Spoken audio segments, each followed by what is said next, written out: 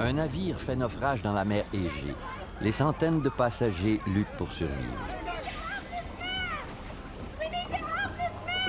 Confrontés à une mort imminente, certains deviennent des héros.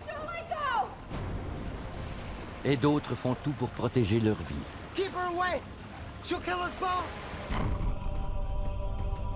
Les enquêteurs retracent l'extraordinaire suite d'événements à l'origine d'un désastre qui n'aurait jamais dû avoir lieu.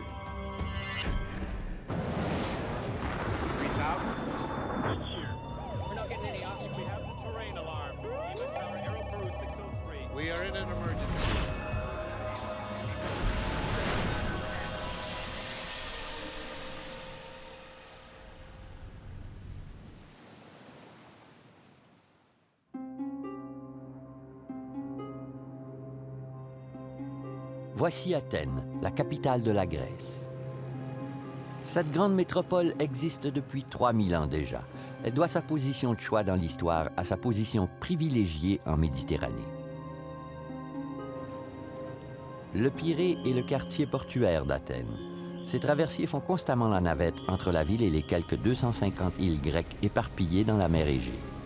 C'est ici que l'aventure commence pour les touristes friands de ces îles paradisiaques.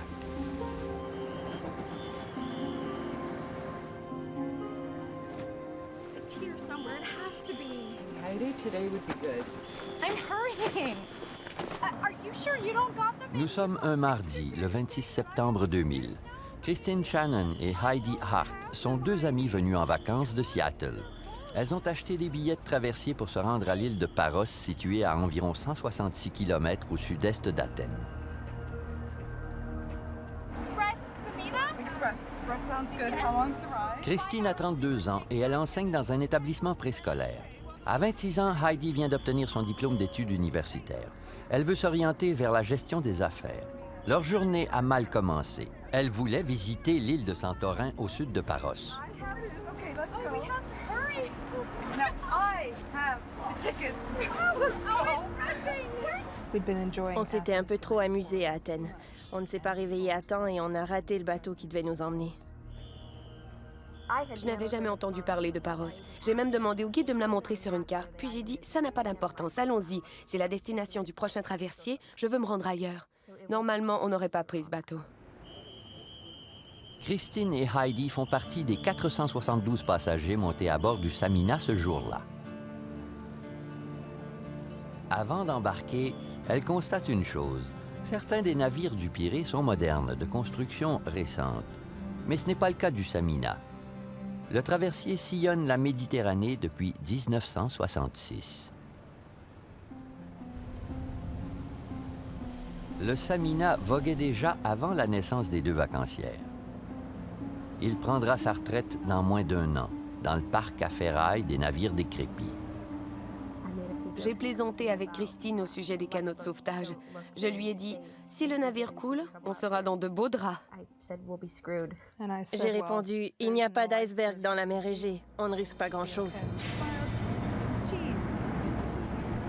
Le Samina peut transporter plus de 1000 passagers, sans compter ses 61 membres d'équipage.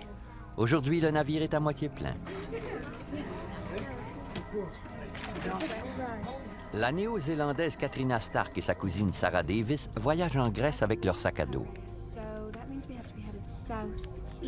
Tout comme Heidi et Christine, elles partent à l'aventure.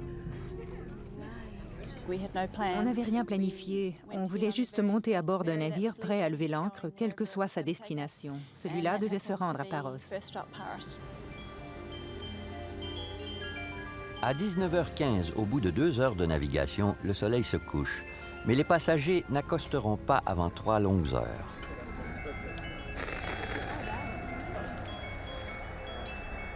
Les amateurs de sport savent exactement comment passer le temps, en regardant le match de soccer diffusé à la télé en direct.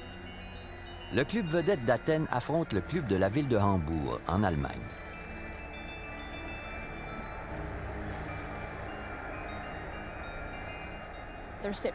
La réception n'était pas très bonne et des membres de l'équipage se présentaient à tour de rôle pour essayer de régler le problème. Des passagers suggéraient des moyens de réparer la télé. On aurait dit que tout le monde à bord voulait absolument voir ce match.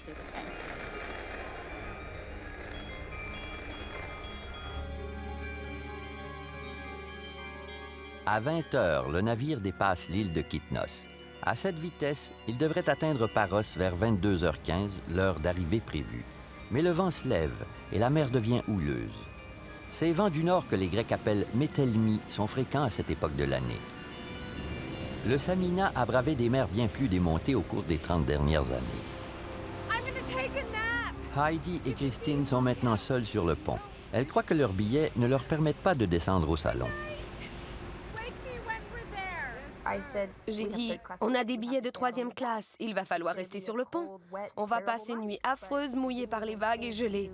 Je ne savais pas qu'on aurait pu descendre et rejoindre les autres passagers. L'équipage du Samina a l'habitude des traversées de nuit. Les récifs, les rochers et autres obstacles naturels sont clairement indiqués sur leur carte. Certains disposent même de voyantes signalisations. De la baie de Parikia, emplacement du port principal de Paros, on peut voir 2 affleurements rocheux en dents de scie s'élever des flots. Ce sont les portes, situées à environ 5,5 km de la ville.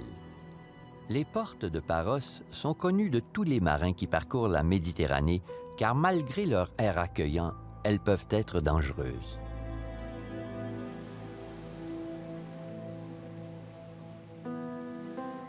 Les rochers s'élèvent à 25 mètres au-dessus du niveau de la mer. Tous les navires doivent prévoir un espace de dégagement suffisant. La nuit, un voyant lumineux fixé au sommet du plus gros rocher prévient les marins imprudents. En naviguant trop près des portes de Paros, vous courez au désastre.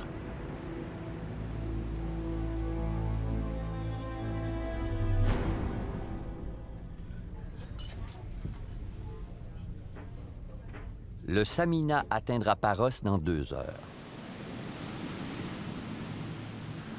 Mais il se dirige droit vers la tempête. En dépit du mauvais temps, Christine et Heidi sont encore à découvert. Si j'avais su qu'on pouvait aller n'importe où, à n'importe quel moment, je serais sûrement rentrée. Mais je ne le savais pas. Et en fin de compte, on a eu de la chance parce que du pont, on pouvait voir tout ce qui se passait. Cette nuit inconfortable va pourtant leur être salutaire, car bientôt l'équipage et les passagers du Samina lutteront pour survivre. Le Samina est plus long qu'un terrain de soccer. Il mesure 115 mètres de long par 18 mètres de large. Les passagers sont dispersés dans tout le navire. Heidi et Christine sont encore sur le pont découvert. Katrina et Sarah sont dans le grand salon réservé aux passagers. Le centre nerveux du navire est ici, dans la salle des machines. Elle est située sous la ligne de flottaison, mais protégée par une série de portes étanches. L'équipage doit se déplacer constamment, mais si les hommes prennent soin de verrouiller les portes, le navire ne court aucun risque.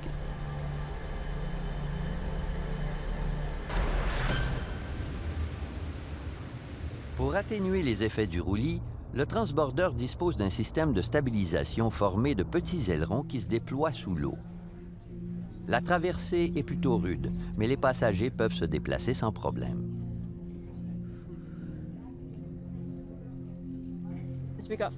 On s'est éloigné d'Athènes et la nuit est tombée. Puis la mer est devenue plus agitée et la tempête s'est levée. Au bout d'un certain temps, on ne pouvait plus marcher normalement. On titubait d'un côté ou de l'autre. Tous les passagers riaient. On trouvait ça drôle à ce moment-là. On se promène très souvent en traversier à Seattle. On n'était pas du tout inquiète, même si la mer était très agitée. Il est maintenant 22 heures. Le vent souffle à près de 50 km/h et des vagues de 2 mètres déferlent sur le navire.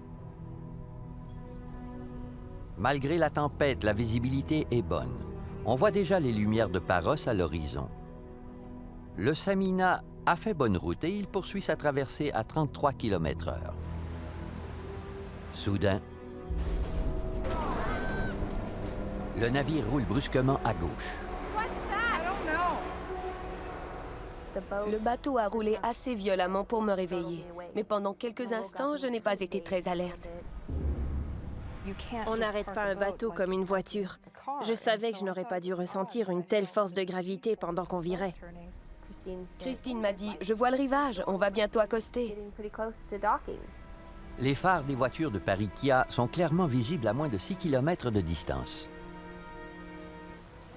Mais une autre lumière transperce l'obscurité.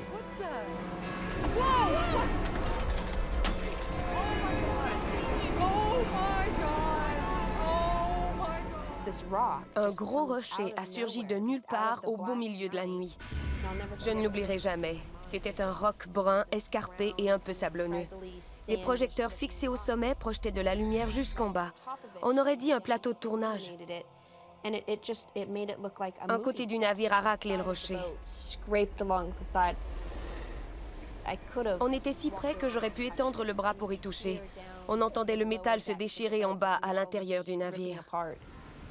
L'inconcevable a eu lieu. Le Samina a heurté les portes de Paros. 1 million de kilos de métal frottent la paroi rocheuse. De toute ma vie, je n'ai jamais entendu un bruit plus assourdissant ou plus horrible. On aurait dit que quelqu'un faisait grincer ses ongles sur un tableau noir. La coque s'est éventrée. Je savais que le bateau allait couler très vite. L'onde de choc se répercute dans tout le navire. Soudain, le navire a brutalement roulé à droite. Ceux qui n'étaient pas assis sont tombés par terre. Tout le contenu du bar a été fracassé. En regardant par la fenêtre, j'ai vu le Samina dépasser 2 gros rochers qui avaient l'air tout blancs, vus de l'intérieur du bateau.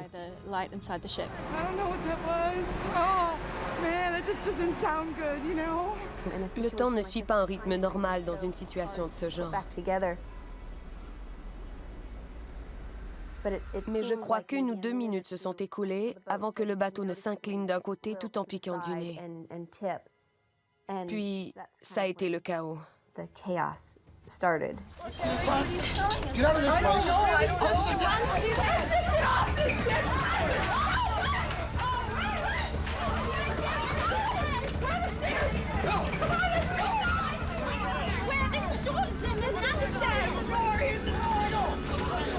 De nombreux passagers pleuraient, certains priaient, d'autres s'agrippaient l'un à l'autre en criant. Je n'ai entendu aucun dispositif d'alarme, aucun membre d'équipage ne s'est occupé de nous.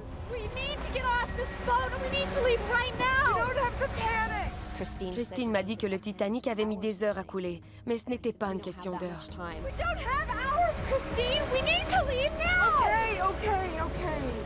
Dans mon esprit, il était clair que le bateau allait couler et qu'on allait tous y rester.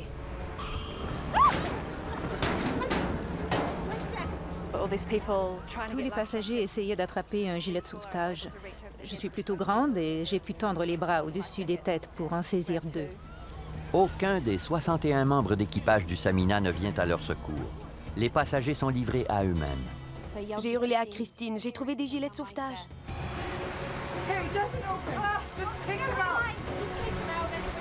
Des passagers nous ont dépassés en courant.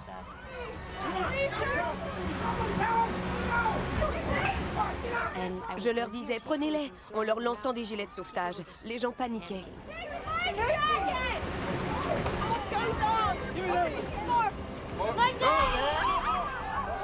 Quelques minutes après la collision, l'éclairage du traversier tombe en panne.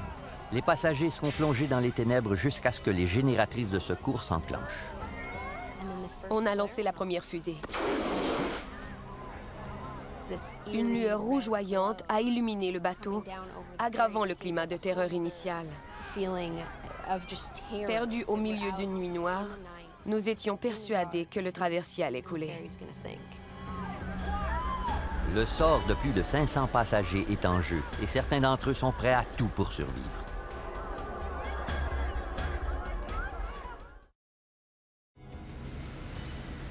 Le transbordeur de passagers Express Samina a heurté des rochers près de l'île grecque de Paros. Plus de 500 personnes seront bientôt englouties par les flots. Le navire est à moins de 6 km du rivage, mais une violente tempête complique les opérations de sauvetage. Au port, les autorités ont été averties de l'accident. Le vice-commandant de l'autorité portuaire, Dimitrios Malamas, organise rapidement les secours. Il doit utiliser tous les bateaux disponibles. What vessels do we have in the area? Alexis Bisbas est capitaine de yacht à Paris-Kia. L'appel d'un membre de l'autorité portuaire m'a appris la catastrophe vers 22h15. Il m'a demandé de conduire mon yacht sur les lieux le plus rapidement possible pour donner un coup de main. À ce moment-là, personne ne se doutait de l'ampleur du désastre. À bord du Samina, plusieurs des 472 passagers sont littéralement terrifiés. C'était le chaos. Les gens ne savaient pas quoi faire. Ils attendaient les directives du commandant ou d'un membre d'équipage. J'ai vu une femme franchir la porte juste devant nous. En arrivant sur le pont, elle a grimpé par-dessus la rambarde et elle a sauté. Elle n'a pas regardé en arrière, elle n'a rien dit.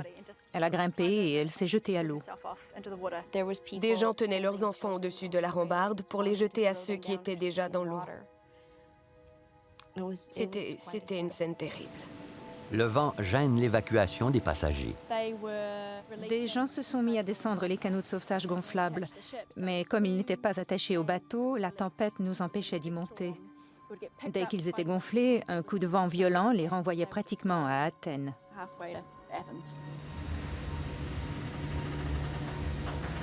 Les canots sont très vite soufflés hors de portée des passagers qui nagent dans la mer Égée. Dans la confusion, les gens se bousculent et Heidi Hart reçoit un coup à la tête.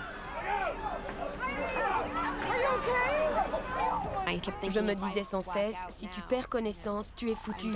Le bateau va couler. Tu dois rester consciente. J'ai ressenti une poussée d'adrénaline en même temps qu'un grand sentiment de terreur.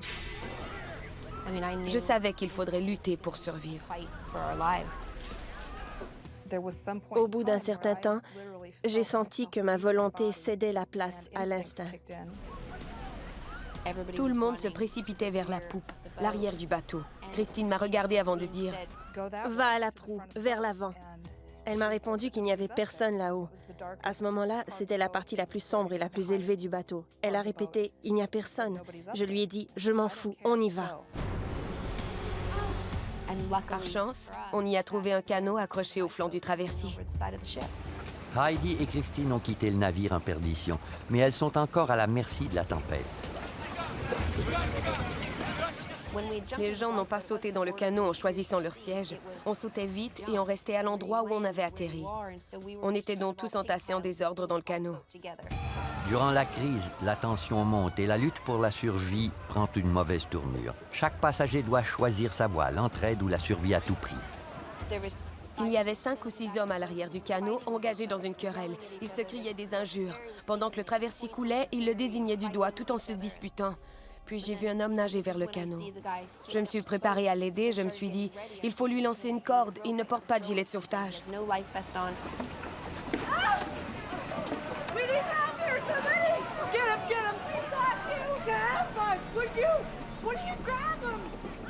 Ses yeux et son nez étaient les seules parties de son corps qui n'étaient pas submergées. Il nageait avec beaucoup de difficultés. Tous les autres passagers criaient qu'on ne pouvait laisser personne d'autre monter à bord. Heidi s'est penchée pour attraper la main de cet homme et je l'ai saisi par la taille. Elle m'a dit « Je n'ai pas l'intention de le lâcher ». J'ai crié aux autres passagers « Elle ne le lâchera pas ».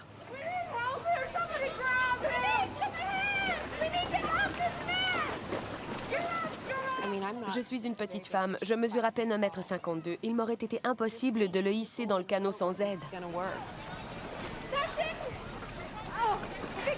Les hommes réfugiés dans le canot comprennent enfin qu'Heidi ne va pas lâcher prise et ils l'aident à hisser le rescapé à bord. Je n'ai pas lu dans leur esprit, mais je crois qu'ils paniquaient. Je n'ai pas le droit de juger les autres, de juger leurs pensées ou leurs agissements, mais... On aurait pu faire bien davantage cette nuit-là. Une partie des 533 personnes montées à bord du Samina sont maintenant dans la mer. D'autres sont encore prisonnières du traversier. Déjà, le navire commence à se retourner. S'il coule, de nombreuses victimes seront précipitées vers le fond. À ce moment-là, nous étions sur le pont en train de nous demander s'il valait mieux sauter par-dessus bord. Mais le bateau s'inclinait de plus en plus et dans quelques minutes, nous n'aurions même plus cette option. Il est 22h50, 40 minutes après la collision fatale. Le navire s'incline de plus en plus et Katrina Stark n'a plus le choix. Elle grimpe par-dessus la rambarde.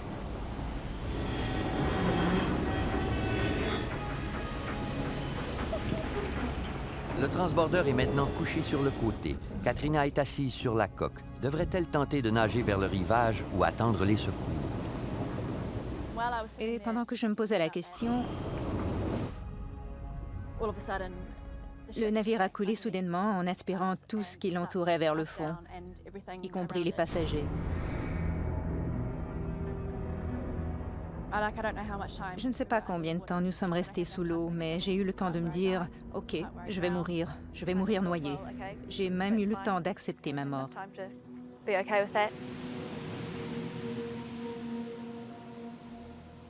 À cet endroit, la mer a 38 mètres de profondeur. Tandis que le Samina coule, d'énormes bulles d'air s'échappent de sa coque, réduisant la densité de l'eau et précipitant la chute des objets immergés vers le fond. Katrina Stark disparaît sous plusieurs mètres d'eau, puis la flottabilité de son gilet de sauvetage la propulse vers la surface. Je suis remontée aussi vite que j'avais été aspirée. Elle n'a plus qu'une pensée, retrouver sa cousine Sarah, mais la tempête a éliminé toute visibilité. Les vagues étaient si hautes que j'avais du mal à la localiser. Je nageais dans sa direction, mais quelques instants plus tard, j'avais l'impression qu'elle était de l'autre côté. Sarah! Sarah! I can hear you, but I can't see you! Sarah! Sarah! Finalement, je lui ai crié de trouver un bateau de sauvetage pour rentrer au port, et je lui ai promis qu'on se reverrait sur la terre ferme.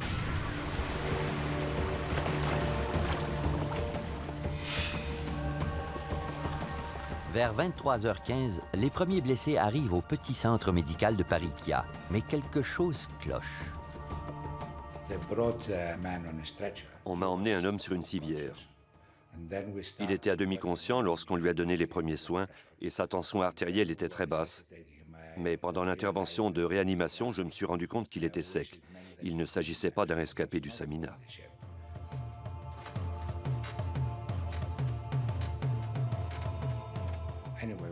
Nous avons continué à appliquer les méthodes de réanimation, mais sans pouvoir le sauver. Des gens m'ont demandé s'il avait été identifié, j'ai répondu non. Même si le patient ne venait pas du Samina, la catastrophe maritime a fait sa première victime. L'homme est le vice-commandant Dimitrios Malamas, le responsable des opérations de sauvetage. Il est mort d'une crise cardiaque à l'âge de 40 ans. Vous comprendrez que dès le début de la crise, même si on ne savait pas encore combien il y aurait de victimes, on a senti que la situation était grave. À l'arrivée des premiers rescapés, Georges Scandalis, un commerçant de Paros, s'empare de sa caméra vidéo et saisit les images sur le vif.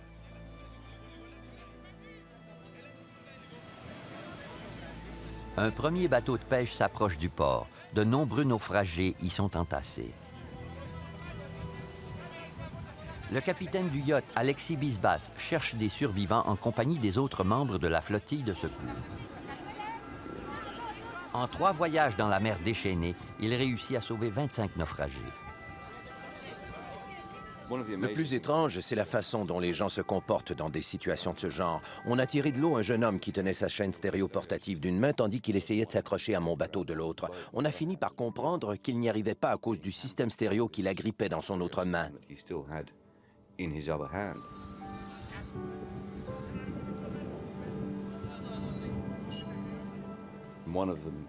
On a aussi sauvé une vieille dame qui avait attaché son sac de bagages à son gilet de sauvetage.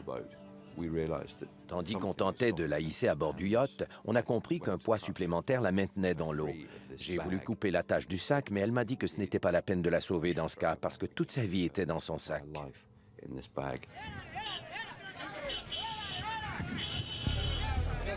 Les survivants sont épuisés et frigorifiés. Plusieurs sont en état de choc. À quelques centaines de mètres de là, des dizaines de naufragés flottent encore, tentant désespérément de rester en vie jusqu'à l'arrivée d'un bateau de sauvetage.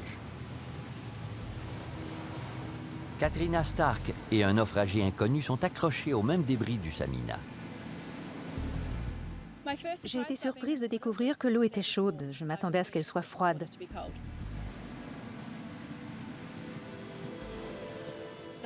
Les vagues étaient très hautes. Il fallait s'accrocher solidement aux débris.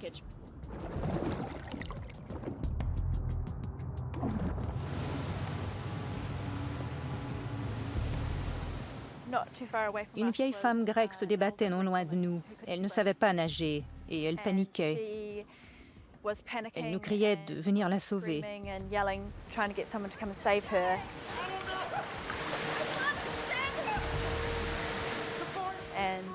Le type qui était avec moi ne voulait pas qu'elle s'approche. Il croyait qu'en s'agrippant à nous, elle nous ferait couler à pic.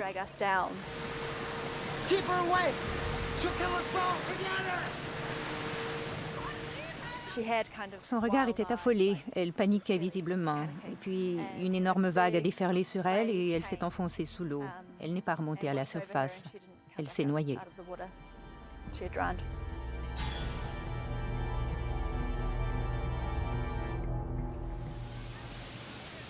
D'autres ont plus de chance. Le vent a poussé quelques survivants vers le sud. Par miracle, ils ont évité d'être écrasés contre les rochers et se sont retrouvés sur une plage sablonneuse dans la baie de Sainte-Irène. Un canot de sauvetage s'est échoué au même endroit.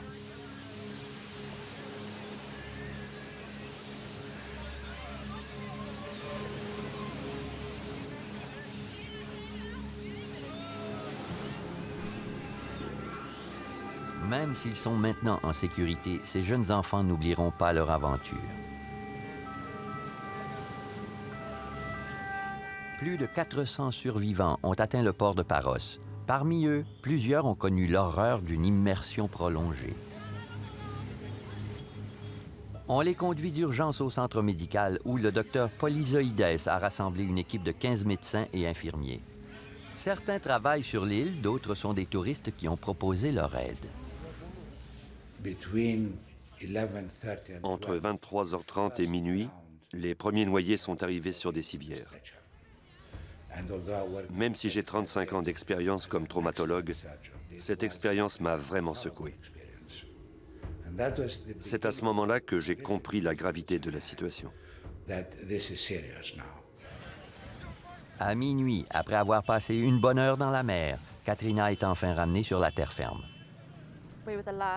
Nous sommes les derniers rescapés qu'ils ont pu ramener à bord de leur bateau. En retournant au port, ils se sont arrêtés plusieurs fois pour embarquer d'autres passagers, mais ils se sont rendus compte qu'ils étaient morts et ils ont poursuivi leur route en les laissant derrière.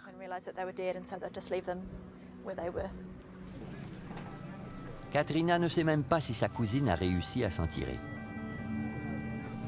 Sarah? Katrina? De toute ma vie, je n'ai jamais été aussi heureuse de revoir quelqu'un. Je l'ai serré dans mes bras. Je ne voulais plus m'en séparer.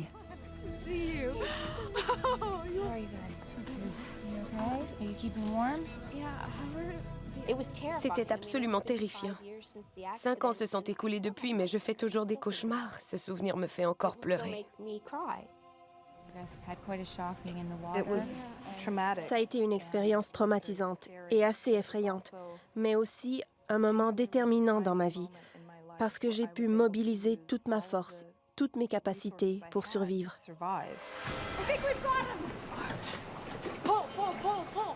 Je suis contente d'avoir vécu cette expérience.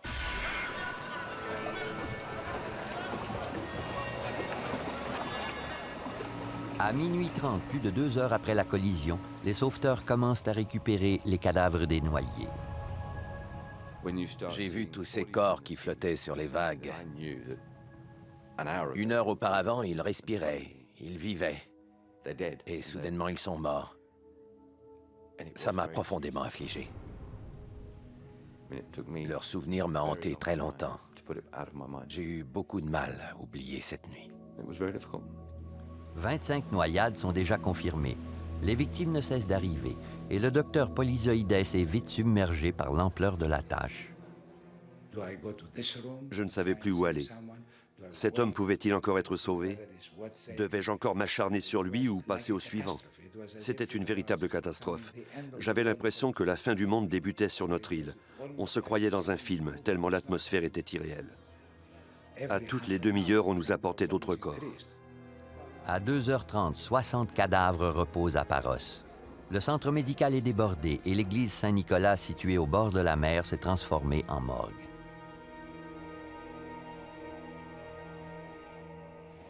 Toute la nuit, les équipes de sauvetage continuent à chercher des morts et des survivants. Bientôt, les autorités devront commencer leur enquête pour découvrir les causes du naufrage et les raisons d'un décompte des morts aussi élevé.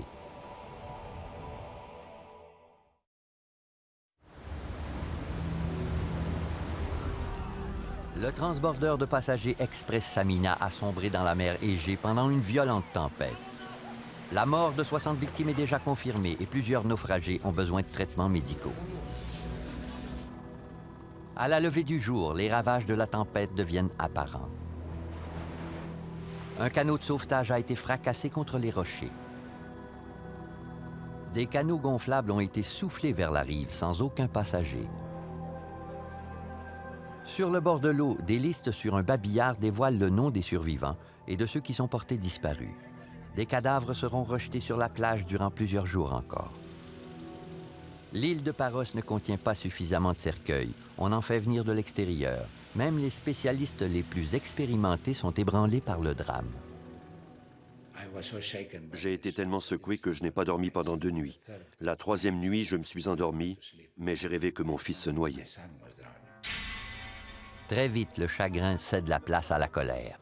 Où étaient les membres d'équipage lorsque le bateau a heurté les rochers? Où étaient-ils pendant que les passagers avaient besoin d'aide? Les rumeurs se propagent à une vitesse folle par l'entremise des médias. Les pilotes regardaient-ils le match de soccer à la télé au lieu de diriger le bateau? Le commandant Vassilis Yanakis, âgé de 53 ans, est convoqué au poste de police pour un interrogatoire. Sur l'île de Paros, les funérailles débutent. Voici le cercueil d'un enfant de 4 ans noyé avec son père. Des plongeurs découvrent 10 cadavres emprisonnés dans la coque du Samina. 2 semaines après le naufrage, on découvre le dernier corps flottant vers le nord à 50 km de Paros. En tout, 80 personnes sont mortes, 75 passagers et 5 membres d'équipage. C'est le pire désastre maritime de la Grèce en plus de 30 ans, une véritable tragédie nationale. Au lendemain du drame, les projecteurs se braquent sur Pantelis Sphinias, le vice-président de la société propriétaire du Samina. Il risque d'encourir des accusations criminelles et d'être condamné à payer plusieurs millions de dollars de dédommagement. 2 mois après le naufrage, les policiers encerclent le corps d'un homme étendu sur le trottoir, en face des bureaux d'une société d'Athènes. Pantelis Sphinias a sauté de sa fenêtre du 6e étage. Il s'est suicidé.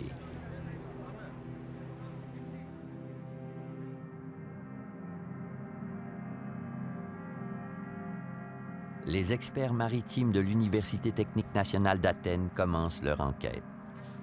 Les témoignages détaillés de 192 passagers et 46 membres d'équipage sont soigneusement recueillis. Les autorités grecques ont chargé l'université de faire toute la lumière sur le naufrage du Samina. Le professeur David Molineux du Centre national de recherche Canada est un expert mondial en sécurité des traversiers. Après avoir étudié les découvertes des enquêteurs grecs, il a formulé une conclusion étonnante. L'enquête a révélé certains faits qui questionnaient l'impact de l'âge du bateau qui avait d'abord été mis en cause. En fait, l'usure n'avait rien à voir avec l'accident. Les témoignages ont révélé une série de facteurs en apparence anodins, mais dont l'accumulation a transformé une simple traversée maritime en catastrophe nationale. Au bout de 3 heures de navigation, l'équipage a enclenché le pilote automatique. Le pilote automatique est un lien électronique entre le compas et le gouvernail. Il ajuste légèrement le gouvernail pour corriger la position du navire. Même sous la direction de l'autopilote, un membre d'équipage doit surveiller la position du navire en tout temps.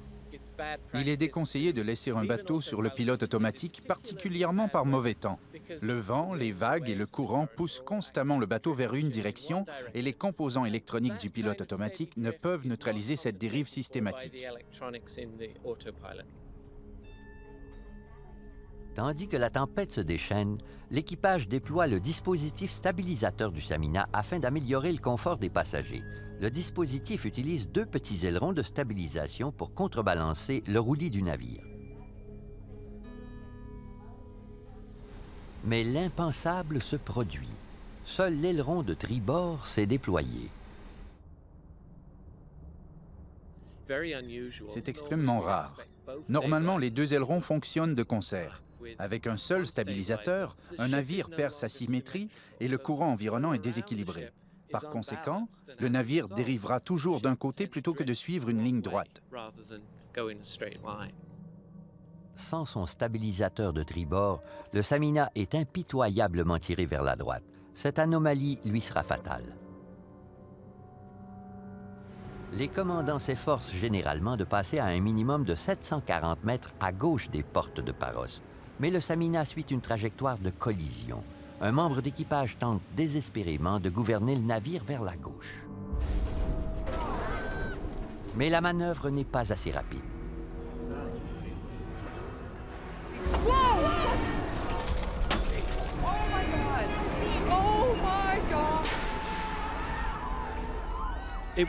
Malgré sa coque endommagée, le navire n'aurait pas dû couler. Les dommages étaient dans les limites de ce qu'un bâtiment de ce genre peut normalement supporter.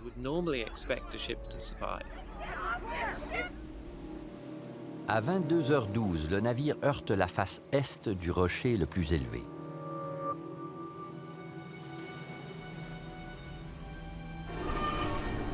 Une déchirure de 6 mètres fend la coque. Elle est aussi longue qu'un poteau de téléphone et mesure 1 mètre de large. Mais elle est bien au-dessus de la ligne de flottaison. Le Samina ne devrait même pas prendre l'eau.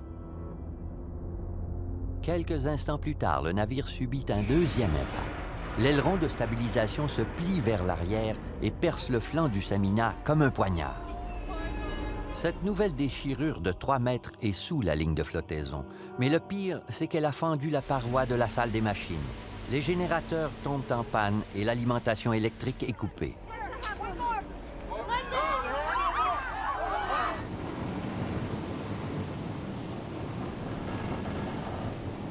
L'équipe d'enquête demande aux plongeurs d'examiner l'épave du Samina en détail.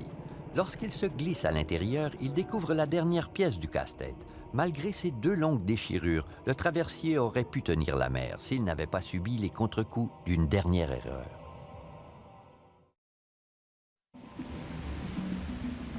Le transbordeur de passagers Express Samina a heurté des rochers près de l'île grecque de Paros. La coque fendue de 2 trous béants, il chavire et coule à une profondeur de 38 mètres. Les plongeurs chargés d'examiner l'épave font une découverte stupéfiante. Comme tous les gros navires de haute mer, le Samina est divisé en compartiments scellés par des portes étanches comme celle-ci. Les règles de sécurité exigent qu'elles soient verrouillées pendant les traversées. Mais durant le dernier voyage du Samina, plusieurs portes sont restées ouvertes. Imaginez-vous qu'après avoir franchi le seuil de la porte de votre propre cuisine, vous êtes contraint de la fermer, de la verrouiller, puis d'ouvrir la porte du salon, de la fermer, de la verrouiller, et ainsi de suite. Ces gestes répétitifs ralentissent singulièrement la vie quotidienne. Au bout d'un certain temps, vous les laisserez parfois ouvertes. Parce que les portes sont ouvertes, l'eau n'est pas retenue dans la salle des machines. Et parce que l'alimentation électrique est coupée, l'équipage ne peut pas les fermer à distance.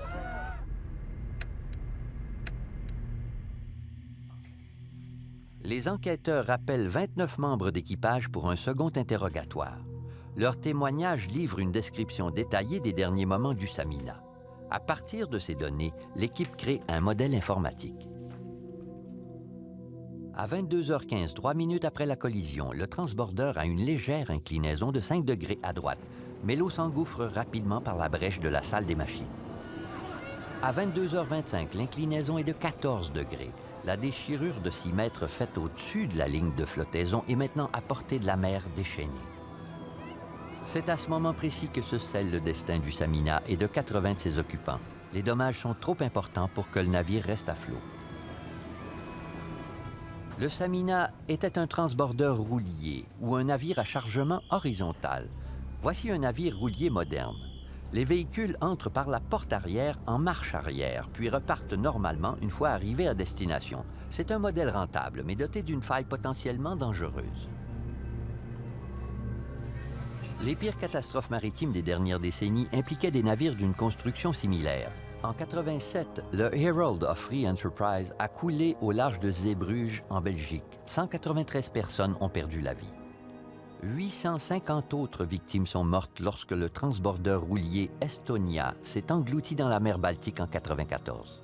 Contrairement au pont inférieur des navires de croisière et des cargos qui sont divisés en compartiments, le pont-garage d'un roulier s'étend sur toute la longueur du bateau. Il est donc sujet à l'envahissement rapide. Comparez la submersion d'un carton d'œuf à celle d'une boîte à souliers. La boîte se remplirait très vite, tandis que les compartiments du carton d'œuf se rempliraient un par un et continueraient de flotter longtemps après le tragique naufrage de la boîte. Aménagés au ras de la ligne de flottaison, ces grands espaces ouverts sont extrêmement vulnérables. Le pont-garage de transbordeur roulier est très bas, ce qui facilite l'entrée et la sortie des véhicules. Par conséquent, les armateurs comptent surtout sur les compartiments étanches pour garder le navire à flot. À 22h29, l'inclinaison du Samina est de 23 degrés. Cette inclinaison empêche le lancement d'autres canaux de sauvetage. Seulement 4 des 8 canaux ont pu être mis à la mer. 3 minutes plus tard, à 22h32, l'inclinaison est de 33 degrés. Vers 22h50, le traversier se couche sur le côté. Nous savons à quelle heure le Samina a coulé parce que l'horloge du pont s'est arrêtée à 23h02. Enfin, les plongeurs nageant dans l'épave font leur découverte la plus significative. Des 11 portes étanches du traversier, 9 sont restées ouvertes. La première cause de cette catastrophe, c'est l'ouverture des portes étanches. Le navire a été rapidement envahi. Il a perdu toute sa réserve de flottabilité et il a fini par couler. Si les portes étanches avaient été verrouillées, malgré la faute nautique qui a conduit le Samina tout droit sur les rochers, malgré la déchirure de la paroi de la salle des machines, le navire aurait sans doute pu rester à flot. Le procès du commandant Vassilis Yanakis et de 7 membres d'équipage s'ouvre au mois de mai 2005, plus de 4 ans après la catastrophe. Le naufrage du Samina a provoqué le renforcement des mesures de sécurité. Le gouvernement grec a réduit la durée de service des transbordeurs de passagers de 35 à 30 ans. De plus, le drame a accéléré l'introduction des appareils VDR, l'équivalent des boîtes noires des avions, et sont maintenant obligatoires à bord de tous les transbordeurs de passagers. C'est un des rares aspects positifs du naufrage.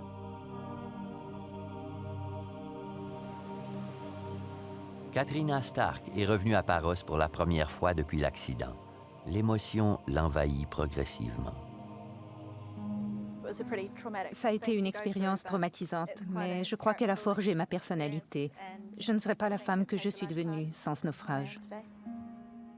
Parce qu'elles ont aidé à sauver des vies cette nuit-là, la Société américaine de la Croix-Rouge a offert des médailles à Christine Shannon et Heidi Hart. Je connais mieux ma force maintenant. Je peux vivre librement puisque je me suis affranchie des limites imposées par la peur de l'inconnu, parce que la vie, c'est l'inconnu. Même pour ces héroïnes, il est difficile d'évoquer le passé. Christine et moi, on se dit toujours, on a eu de la chance. On était au bon endroit au bon moment. À mon avis, c'est la seule différence entre nous et tous ceux qui n'ont pas survécu.